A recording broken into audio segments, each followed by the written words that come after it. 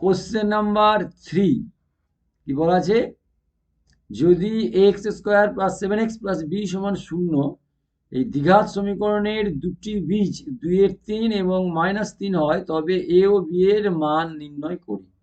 তো দেখো এই x square plus 7x plus b সমান 0 এই সমীকরণের বাঁ দিক মানে x square plus 7x plus b এই অংশটাতে যদি আমরা এক্স এর জায়গায় 2/3 বসাই তাহলে তার মান 0 হবে, কারণ যেহেতু 2/3 এই সমীকরণের একটা বীজ, তাই না? তাহলে 2/3 দ্বারা এই সমীকরণটা সিদ্ধ হবে, বা 2/3 এই সমীকরণের একটা সমাধান, সেটা আমরা জানি, সেটাই করেছি। তাহলে দেখো এ গুণিত 2/3 whole square plus 7 into 2/3 plus b সমান 0, মানে এক্স এখানে ছিল সেখানে 2/3 বসিয়েছি।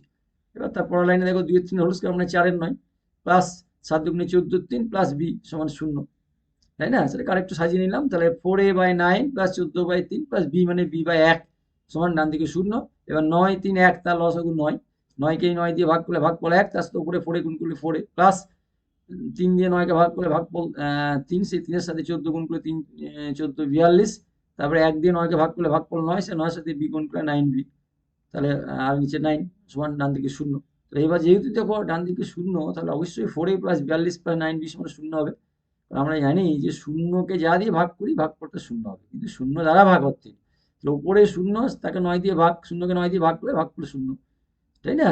সেই হিসাবে 4a প্লাস 42 প্লাস 9b সমান 0 হলো, বা এটাকে এ বি পরপর লিখলাম, 4a প্লাস 9b প্লাস 42 সমান 0, এটাকে আমি 1 নম্বর সমীকরণ নাম দিলাম।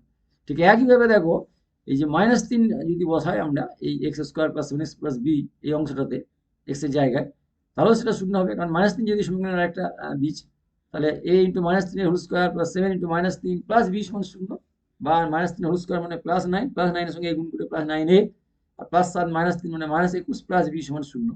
ঠিক আছে, বা এটাকে সাজিয়ে নিলাম, এ আর বি পরপর লিখলাম, 9a প্লাস বি -21 সমান 0, এটাকে 2 নম্বর সমীকরণ নাম দিলাম। এবার আমাদের এই 1 আর 2 এই 2 নম্বর সমীকরণটা 1 নম্বর সমীকরণ, এই দুটো সমীকরণ সমাধান করে এ এবং বি এর মান বের করতে হবে।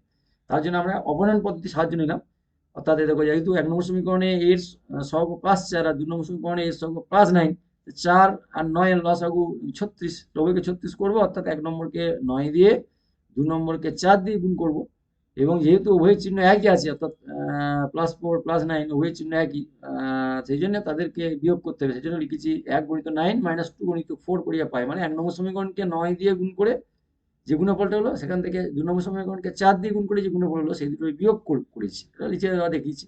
তাহলে অবনয়ন পদ্ধতি যে নিয়ম, সেই নিয়ম অনুযায়ী দেখো, তাহলে 1 নম্বরকে 9 দিয়ে গুণ করলে 4 9 36 প্লাস 9 9 81b প্লাস 42 গুণিত 9 মানে 378, ডান দিকে 0 গুণিত 9 মানে 0।